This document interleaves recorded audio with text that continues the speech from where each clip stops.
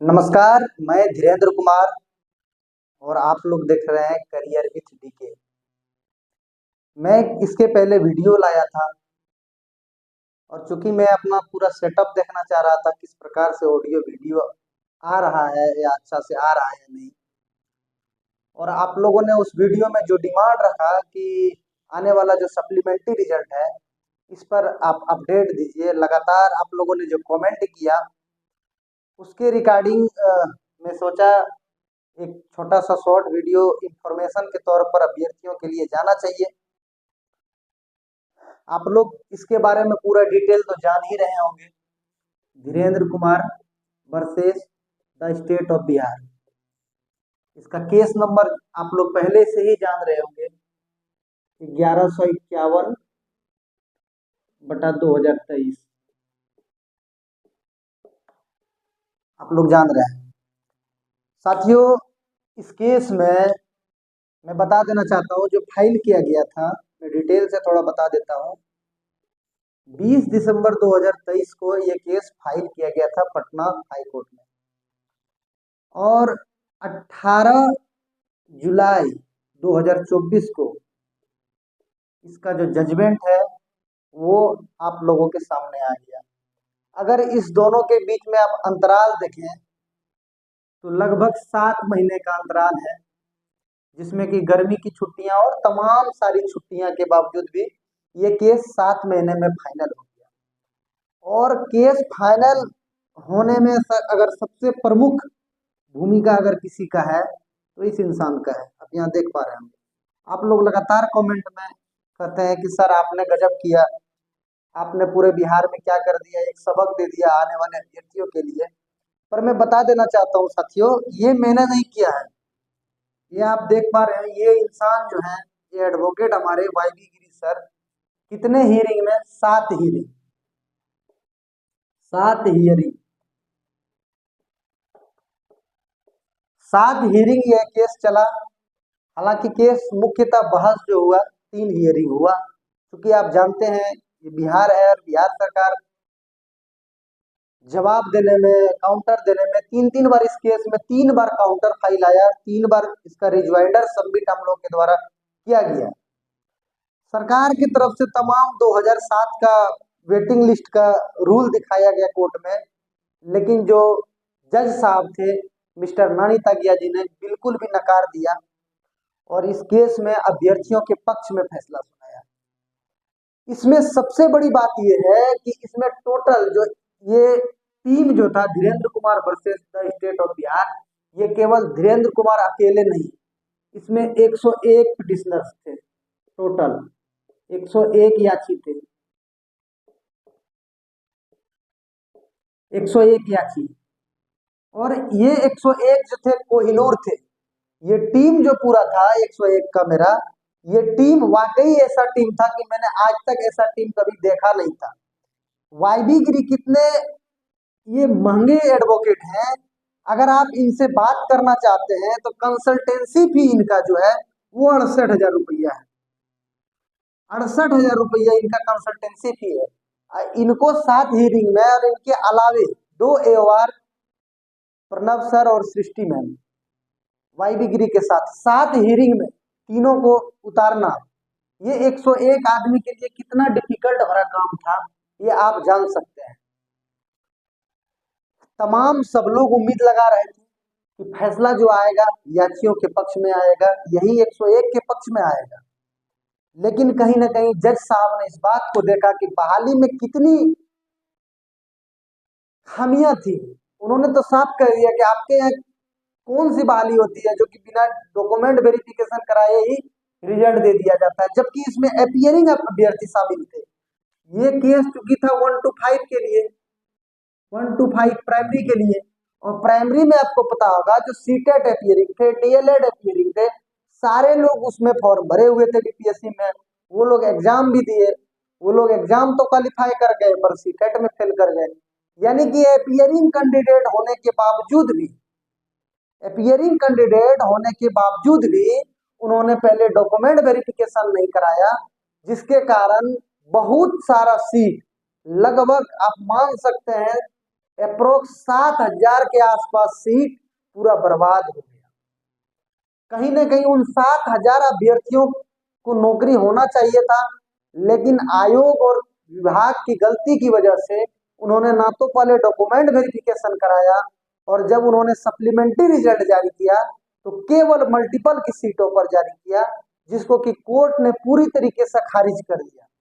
जो high court थे उन्होंने पूरी तरीके से उनके सप्लीमेंट्री रिजल्ट को ही खारिज कर दिया कि केवल मल्टीपल पर सप्लीमेंट्री देना ये कहां से उचित है। आखिर में इन एलिजिबल सीटों पर सप्लीमेंट्री रिजल्ट क्यों नहीं दिया। आखिरकार माननीय हाई कोर्ट ने इस बात को अच्छे से जाना। हमारे जो जज थे नानी तागिया जी, उन्होंने भी इस मैटर को इतने अच्छे तरीके से समझा कि 2 दिन जो हियरिंग चला, 2 दिन जो बहस चला, एक दिन 3 घंटा और एक दिन पौने 3 घंटा, पौने 6 घंटा तक लगातार इस केस पर बहस चला, और अंतिम में उन्होंने ये निर्णय दिया कि जितना भी सीट है TRE-1 का खाली, जो भी नॉन ज्वाइनिंग और इन एलिजिबल के वजह से जो भी सीटें खाली रह गई है, सभी सीटों को TRE-1 से भरा जाए। कहां से? TRE-1 से, TRE फर्स्ट या फिर TRE 1.0, इनसे ही उन सीटों को भरा जाए। अरे ये उचित भी है। अब थोड़ा इसके पीछे आप लॉजिक समझ सकते हैं। सरकार ने क्या किया कि TRE-1 की जो भी इनएलिजिबल नॉन ज्वाइनिंग सीटें थी उनको TRE-3 में इन्होंने कैरी फॉरवर्ड कर दिया। हालांकि हाई कोर्ट ने सीधे से उसके कैरी फॉरवर्ड के जो रूल्स था उसको सीधे सीधे कैरी फॉरवर्ड का जो रूल था उसको कैरी फॉरवर्ड का जो रूल था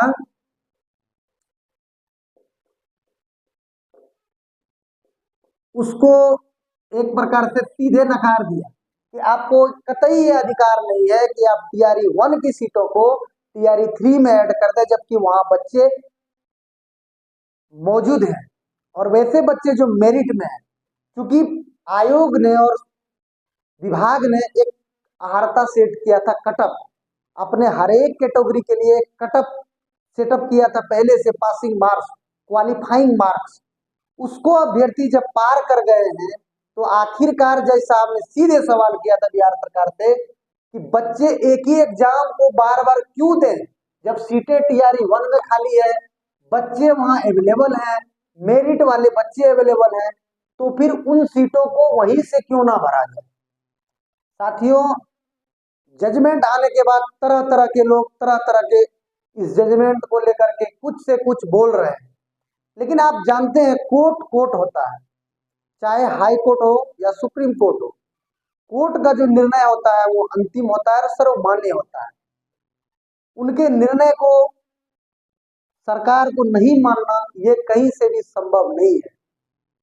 अभी बाजार में तरह तरह का रिपोर्ट चल रहा है, तरह तरह के लोग भ्रामक खबर फैला रहे हैं कि सरकार TRE-1 के सप्लीमेंट्री रिजल्ट जारी नहीं करे। साथियों, मैं बता देना चाहता हूँ, it will be not very easy for the government because the judgment has published before the examination of TRE 3.0.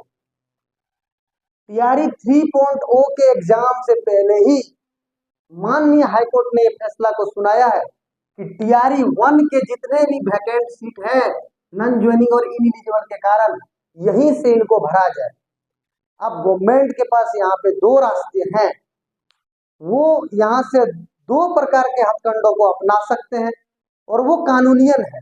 सबसे पहला ये है कि कोर्ट का आदेश है, चूंकि कोर्ट का आदेश है तो पहला काम वो कर सकते हैं, पहला काम उनके पास है कि वो रिजल्ट जारी कर सकते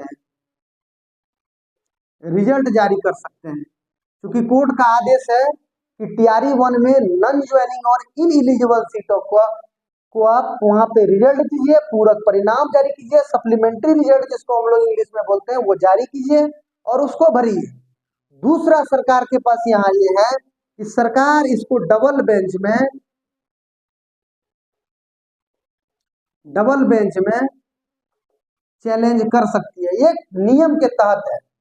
पर इसी पर मैं बता देना चाहता हूं साथियों कि ये 101 पिटिशनर मिलके YB गिरी जैसे सुपर सीनियर एडवोकेट को 7 हियरिंग में एफर्ट करके आज ये केस को जिता दिए।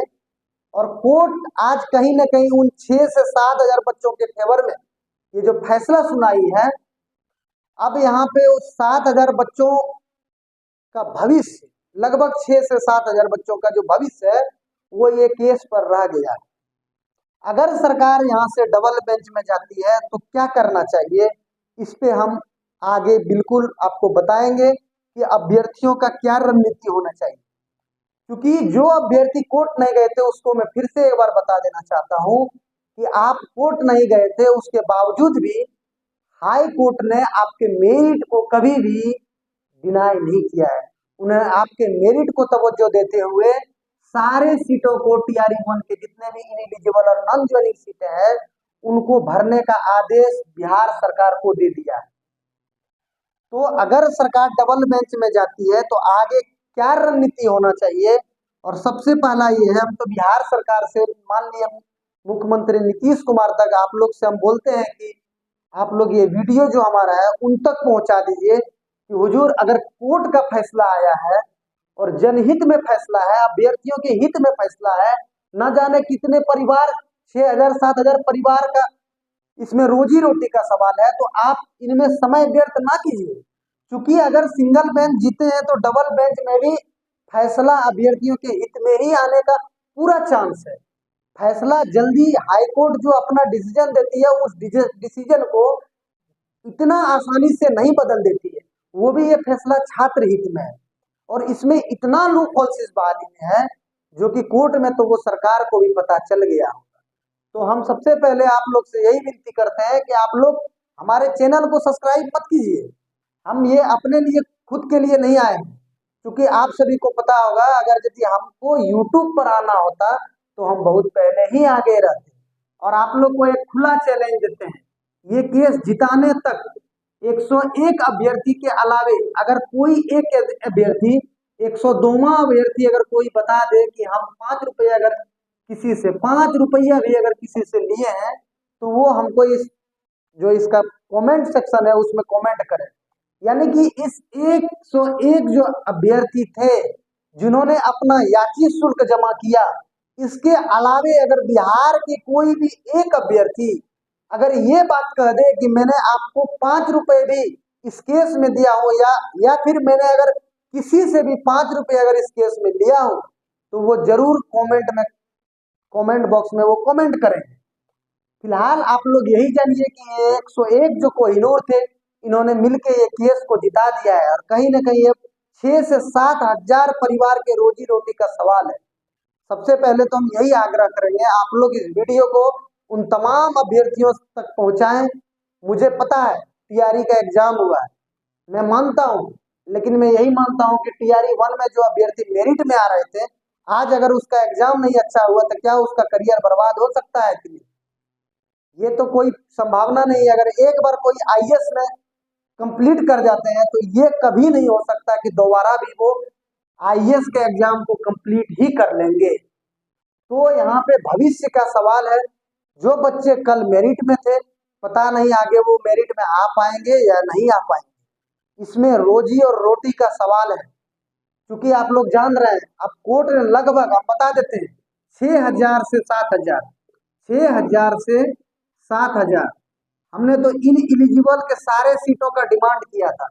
कोर्ट ने एक और आपको बोनस दिया है कि नॉन ज्वाइनिंग और इन एलिजिबल दोनों सीटों को कोर्ट ने भरने का आदेश दे दिया है। अब 6 से 7 हजार सीटों का सवाल है। सरकार यहाँ पर कतई बच के नहीं जा सकती है, चाहे सरकार कहीं भी चला जाए, ये सीटें उनको TRE 1 से भरना पड़ेगा। आज भरे कल भरे, लेकिन मैं ये दावे के साथ कहता हूँ हाई कोर्ट का फैसला है, ये उतना जल्दी बदलने वाला नहीं है। और आप अगर जानते हैं अगर कोई भी फैसला अभ्यर्थियों के हित में आया है और आप बता दें कि डबल बेंच में जाके अभ्यर्थी कभी केस हारा हो, अगर हारा है तो आप हमें कमेंट सेक्शन में बताइए। अगर अभ्यर्थियों के हित में फैसला है, वो 99% मैक्सिमम है कि डबल बेंच में इन्हीं की जीत होती है। तो आप सीधे सीधे यही बात जानिए कि अभी एकता बनाए रखने का समय है। आप लोग जितने भी 6 से 7 हजार लोग हैं, सब लोग एक हो जाएं और ये वीडियो जो भी देख रहे हैं सभी तक पहुंचाएं। अब एकजुटता का परिचय देना यहाँ पे बहुत ज्यादा जरूरी है। अगर फैसला 101 के पक्ष में आता तो शायद मैं आज यूट्यूब पर वीडियो बनाता या नहीं भी बनाता। मुझे किसी भी चीज का ना कोई लोभ है, ना कोई लालच है, और ना कोई राजनीति से मतलब है। बस फैसला सभी के पक्ष में आया है, इसलिए सभी को यूनाइट करने के लिए हम ये वीडियो बना रहे हैं। और फिलहाल अगर सरकार डबल बेंच में जाती है या फिर रिजल्ट अगर लेना है 6 से 7 हजार सीटों पर, तो इसके लिए क्या रणनीति होना चाहिए, और अगर डबल बेंच में जाती है तो वहां भी कैसे हम 1 से 2 महीने में इनको पता करेंगे, इन पे हम आगे के वीडियो में चर्चा करेंगे। फिलहाल आप लोग को हम बार बार यही कहेंगे कि जितने भी बच्चे TRE 1 में मेरिट में थे, आज उसका अच्छा एग्जाम अगर नहीं गया है, तो मैं आप सभी से एक रिक्वेस्ट करता हूं कि एकजुट हो जाइए, एक प्लेटफॉर्म पर आइए, उसके बाद फिर ये लड़ाई बहुत आसान हो जाएगी। फिलहाल हमें उम्मीद है कि हाई कोर्ट का फैसला सरकार मानेगी, सप्लीमेंट्री रिजल्ट आएगा। अगर सप्लीमेंट्री रिजल्ट नहीं आता है तो फिर क्या होगा आप जान सकते हैं। हाई कोर्ट का फैसला है, कोर्ट ऑफ कंटेम्प्ट होगा, और कोर्ट ऑफ कंटेम्प्ट में क्या होता है आपको भी पता होगा, चाहे मुख्यमंत्री जी क्यों ना हो उनको भी जेल जाना पड़ सकता है। कोर्ट ऑफ कंटेम्प्ट थोड़ा सा पता कर लीजिए, थोड़ा सा गूगल कर लीजिए। इसलिए जो लोग अफवाह फैलाते हैं कि कुछ नहीं होगा, उनको मैं बता देता हूँ ये कोई खेल नहीं है, ये हाई कोर्ट का डिसीजन है, हाई कोर्ट का जजमेंट है। फिलहाल आप लोग से हम यहाँ विदा लेना चाहते हैं। आप लोग को हम कहेंगे कि आप लोग इस वीडियो को ज्यादा से ज्यादा शेयर कीजिए, ज्यादा से आप लाइक ना कीजिए, आप सब्सक्राइब चैनल को ना कीजिए, लेकिन आप लोग एक एकजुट हो जाएं, एक प्लेटफॉर्म पर आएंगे तभी सबका करियर बच सकता है, वरना बाद में आप हमें दोषी नहीं ठहरा सकते हैं। क्योंकि मैं बता रहा हूं कि अब अगर फैसला सभी के हित में आया है तो हम तैयार हैं सभी के साथ फिर से मैदान में आने के लिए। सरकार यहाँ पे बच के नहीं जा सकती है दोस्तों, मैं एक बार नहीं 100 बार बोलूंगा, क्योंकि फैसला आ चुका है, वो भी एग्जाम से पहले। इसी के साथ हम आप लोग को बताते हैं बहुत बहुत धन्यवाद। आप लोग ज्यादा से ज्यादा इसको शेयर कीजिए। फिलहाल के लिए आप लोग से विदा लेते हैं, बहुत बहुत धन्यवाद।